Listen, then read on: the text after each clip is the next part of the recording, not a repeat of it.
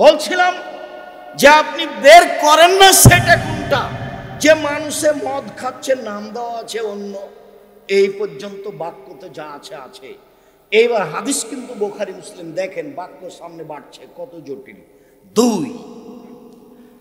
ইউযাফু বিল মাসিফাল মুগান্নিয়াত, এই সময়ে নেতাদের, বিত্তশালীদের, শিল্পপতিদের সম্মান করা হবে নারী দিয়ে, গায়িকা দিয়ে, গান বাজনা দিয়ে, গান বাজনা বাদ্যযন্ত্র দিয়ে, গায়িকা দিয়ে এদের সম্মান করা হবে। এটা হলো 2 নম্বর বাক্য এই হাদিসের। সামনের গুলো আরো জটিল। 3 নম্বর বাক্য, ইয়াকসুফুল্লাহু বিহিমুল আরজা, এদের উপরে ভূমিকম্প হবে, এদের উপরে ভূমিকম্প হবে। 4 ওয়াইজালু মিনহুমুল কিরদাতা ওয়াল খানাজির, আল্লাহ এদের করে দিবেন সুর, আল্লাহ এদের করে দিবেন বানর, আল্লাহ এদের করে দিবেন শুকুর, আল্লাহ এদের করে দিবেন বানর। স্বাভাবিক নয়।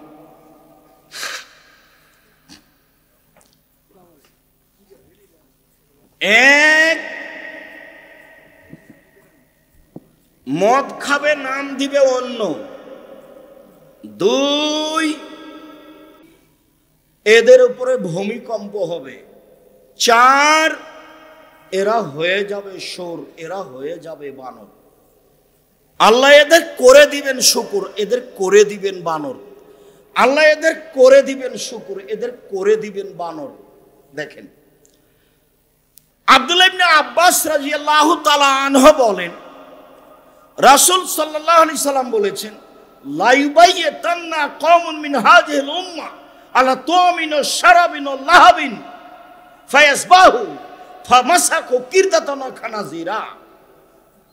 আমার উম্মতের এক শ্রেণীর মানুষ রাত অতিবাহিত করবে মদ নিয়ে, গায়িকা নিয়ে, বাদ্যযন্ত্র খেলতামাশা নিয়ে।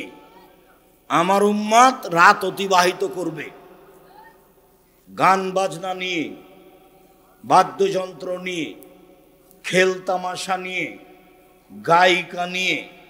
এরা সকাল করবে, যখন এরা সকাল করবে তখন এরা নিজে নিজে হয়েই যাবে শুকুর, এরা হয়ে যাবে বানর, এরা হয়ে যাবে সোর, এরা হয়ে যাবে বানর। আল্লাহর নবী বলছেন আল্লাহ ওদের করে দিবেন শুকুর, আল্লাহ ওদের করে দিবেন বানর। মনে রাখবেন, এই ছেলে কারো গায়ের উপরে হাত দিয়ে থাকবে না, রেডি হও। এমন কোন পাপ নাই দুনিয়াতে যেই পাপের পরিণাম সোর হয়ে যাওয়া দুনিয়াতে। জেনা নয়, চুরি নয়, ডাকাতি নয়, সুদ নয়, ঘুষ নয়, মানুষ হত্যা নয়, অথচ মানুষ হত্যা মহাপাপ। আল্লাহ বলছেন কেউ যদি একজন মুসলমানকে হত্যা করে সারা পৃথিবীর মানুষকে হত্যা করলো, এইভাবে আল্লাহ বলছেন কোরআন মাজিদে। এরপরেও যদি মানুষ মানুষকে হত্যা করে অন্যায় ভাবে, ফলাফলে ও শুকর হয়ে যাবে, এই কথা আল্লাহ নবী বলেননি। কথা বুঝাতে পারিনি মনে হয়। গান বাজনা বাদ্যযন্ত্রে লিপ্ত হলে, খেলতামাশায় লিপ্ত হলে ও হয়ে যাবে শুকর, ও হয়ে যাবে বানর। কি করে আপনি 31st অ্যাক্ট মানতে পারেন এইভাবে? এই ছেলে মেয়ের বাপ মা যদি অশিক্ষিত না হয় তাহলে অশিক্ষিত কে? এরাই হলো ইতর শ্রেণীর মানুষ, এরাই হলো নিম্ন শ্রেণীর মানুষ, এরাই হলো অসভ্য বর্বর মানুষ। জাতির যদি রাস্তাঘাট করে দিতে না পারি, জাতির যদি স্কুল কলেজ করে দিতে না পারি, জাতিকে চূড়ান্ত সঠিক ধর্ম দিতে পারবো ইনশাআল্লাহ। ধর্মের ব্যাপারে জাতিকে ফাঁকি দিয়ে পরকাল হারাতে রাজি নই। কোন সাহস দেখে আপনি মুসলমানের ছেলে মেয়ে হয়ে এই খ্রিস্টানদের 1 তারিখকে আপনি মানতে যান? কি দেখাতে চান আপনি? কি বুঝাতে চান আপনি? দেশের কি করতে পারেন আপনি? জাতির কি করতে পারেন আপনি? মেয়ে নাচিয়ে, পটকা ফুটিয়ে, আতশবাজি করে আপনি জাতির কি করতে পারেন?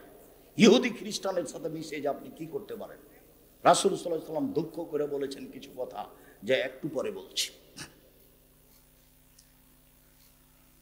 আনাস রাদিয়াল্লাহু তাআলা আনহু বলেন, রাসূল সাল্লাল্লাহু আলাইহি সাল্লাম বলেছেন, ইয়াকুনু মিন বাদি ফি হাযিহিল উম্মাহ খাসফুন ও মাসখুন ও কাজফুন, আমার উম্মতে ভূমিকম্প হবে, আকার আকৃতি পরিবর্তন হবে, সমস্যা নেমে আসবে। তিনটি পাপের কারণে তিনটা বিপদ নেমে আসবে, তিনটি পাপের কারণে তিনটা বিপদ নেমে আসবে। বিপদ এক, ভূমিকম্প হবে। বিপদ দুই, সন্ধ্যায় থাকবে মানুষ, সকালে হবে শূকর। সন্ধ্যায় থাকবে মানুষ, সকালে হবে বানর। একবারে হুবাহু বানর হয়ে যাবে, হুবাহু হুবাহু শুক্র হয়ে যাবে, সোর হয়ে যাবে। যারা গান বাজনা খেলতামাশা বাদ্যযন্ত্রে মত্ত আছে, যারা নাচ গানে মত্ত আছে, তারাই। সব হাদিস একই রকম। সমস্যা সমস্যা বিভিন্ন দিক থেকে নেমে আসবে। মাদ্রাসায় মারামারি, মসজিদে মারামারি, আলম ওলামার একজন আর একজনের বিরুদ্ধে কথা বলা, একজন আর একজনকে ধুয়ে ছেড়ে দিচ্ছে চিন্তা ভাবনা ছাড়াই। সমস্যা নেমে আসবে। জমির দাম যা, রেস্ট্রি খরচও প্রায় তাই। সমস্যা নেমে আসবে। এক, ভূমিকম্প। দুই, আকার আকৃতি পরিবর্তন। তিন, সমস্যা। এবার পাপ তিনটা। এক, সারেবুল খমরা, মানুষ যখন নেশাদার দ্রব্য পান করবে তখন এরকম। দুই, জাহারাতিল কায়নাত, মেয়েরা যখন নাচবে। সব মোবাইলে মেয়ে নাচে, প্রায় সব দোকানে মেয়ে নাচে, প্রায় সব বাড়িতে মেয়ে নাচে, যেটা আপনি রাত দিন দেখছেন। তিন, অজারাবিল মাজিব, যেদিন তারা বাদ্যযন্ত্রে লিপ্ত হবে, গান বাজনায় লিপ্ত হবে, সেদিন এই তিনটে বিপদ নেমে আসবে। স্বাভাবিক। চলেন এবার রাসূল সাল্লাল্লাহু আলাইহি সাল্লাম দুঃখ করে আফসোস করে যেগুলো কথা বলেছেন সেগুলোতে যাই।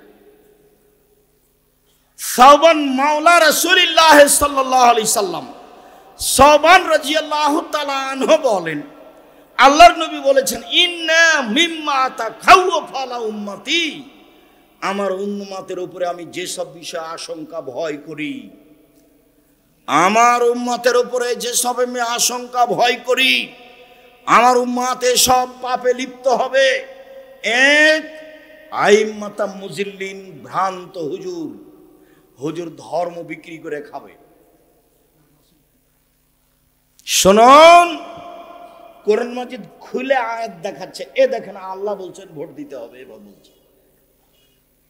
কোরআন মাজিদ খুলে দেখাচ্ছে যে আল্লাহ বলছেন মিলাদ করতে হবে। কোরআন মাজিদ খুলে দেখাচ্ছে হুজুর।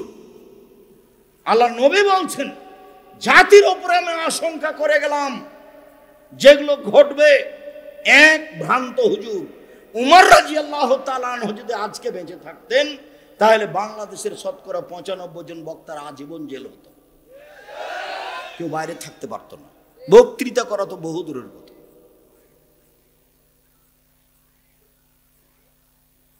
অবাক হতে হবে আপনাকে। আমি একবার কাটিহার, বিহার, ইন্ডিয়া বক্তব্য দিতে গেছিলাম। তো বক্তারা সব উর্দু ভাষায় বক্তব্য দিচ্ছে। 7টায় আমি পৌঁছেছি, সন্ধ্যা 7টায়। 11টার সময় আমি মঞ্চে গেছি।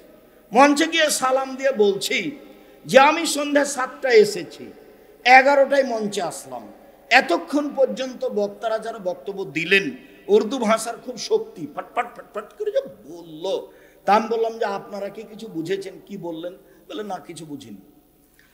তা আমি এবার সভাপতি সাহেবকে বললাম, সভাপতি সাহেব আপনি বলেন তো আপনি কি বুঝলেন? সভাপতি আবার আমাদের জামিয়া সালাফের যিনি বুখারীর শিক্ষক, হেড মুহাদ্দিস, যিনি জামিয়া সালাফিয়া বানারসে মুহাদ্দিস ছিলেন, তার পিতা সভাপতি। তিনি আবার ওই দারুল উলুম দেওবন্দ থেকে দাওরা করেছিলেন। আপনি কিছু বুঝলেন? বলছে আমিও কিছু বুঝিনি। তো তাহলে এবার আমি বলি, আমি সন্ধ্যা 7টা থেকে নিয়ে 11টা পর্যন্ত বক্তব্য শুনেছি, আমি একটাও বুঝিনি। কি যে বললেন হুজুর, আল্লাহই ভালো জানে।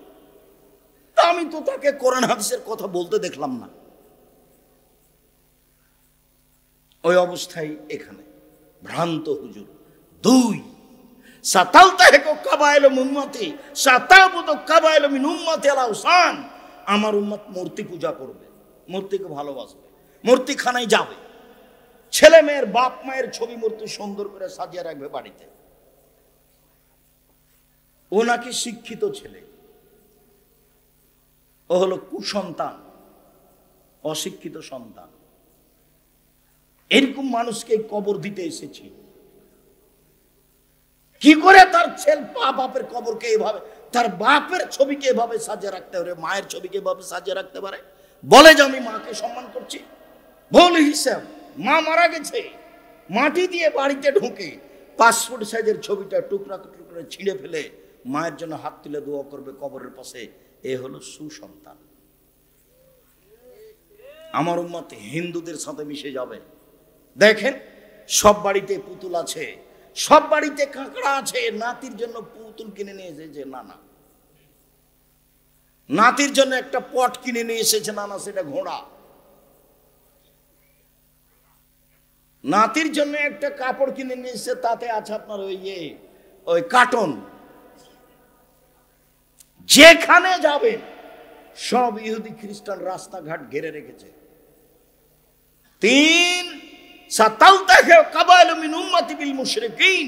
আমার উম্মত মিশে যাবে হিন্দুদের সাথে।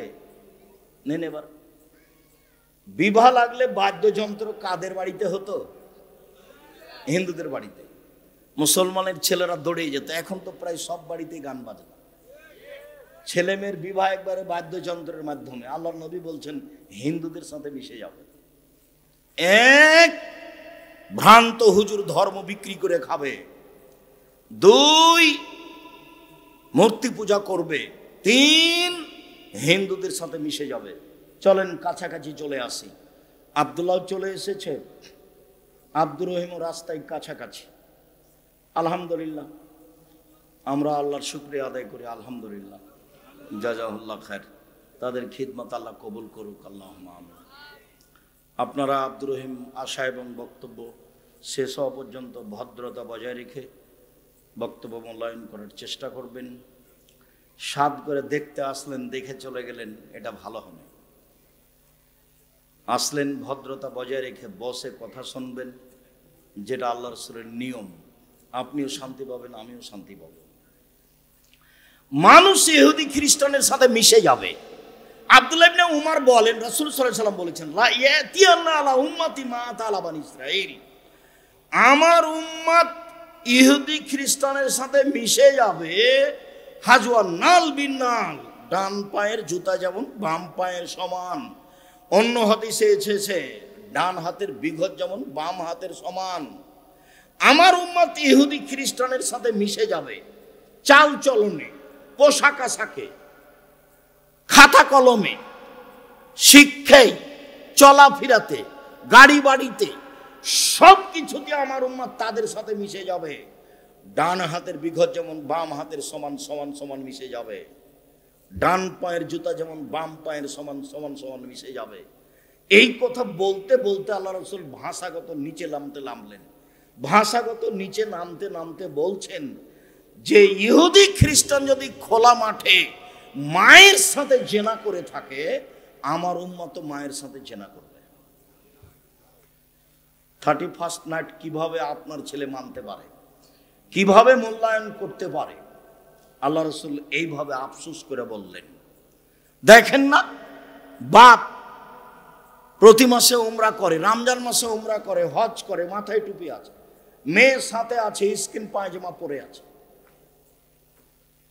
এটা আপনাদের দিন রাত চোখে দেখা। দিন রাত রাস্তাঘাটে, অফিস আদালতে, কোর্ট কাচারিতে, শহরে এগুলো দেখছেন। আল্লাহ রাসূল সাল্লাল্লাহু আলাইহি ওয়াসাল্লাম এগুলো আফসোস করে বলেছেন। সম্মানিত দিনী ভাই বোন, কথার শেষে এসে বলছি, আপনাদের ভালো জানা আছে জামিয়া সালাফের সবচেয়ে বড় শাখা আদ-দাওয়া ইলাল্লাহ।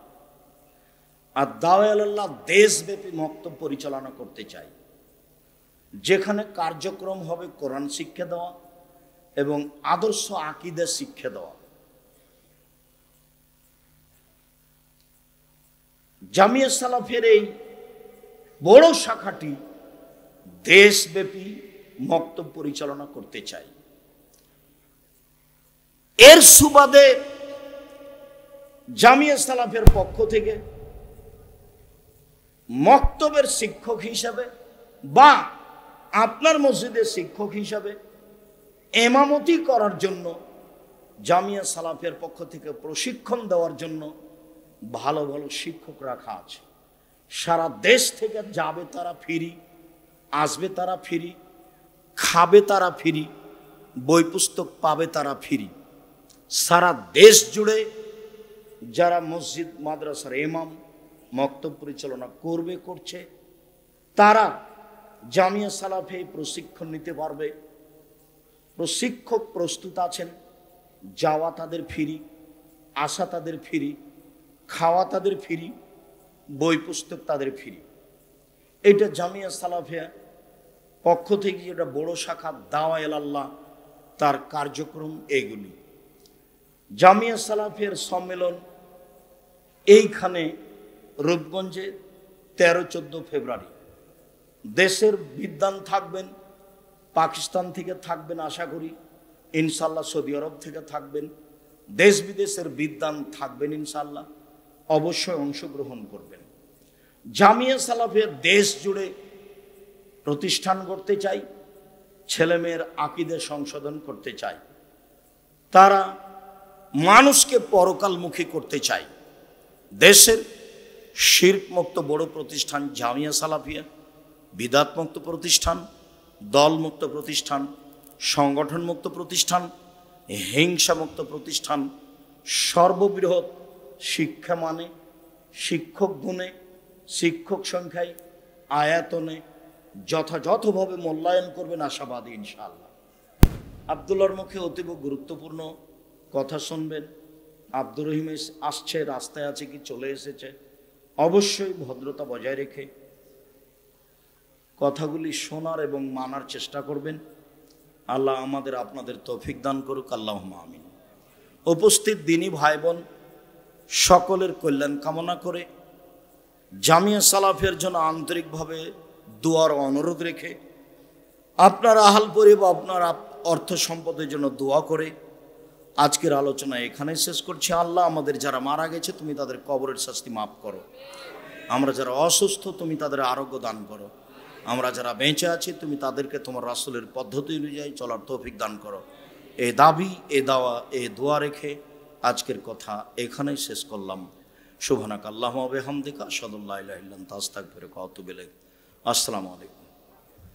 ব্যস্ততা দেখাবেন না। আলহামদুলিল্লাহ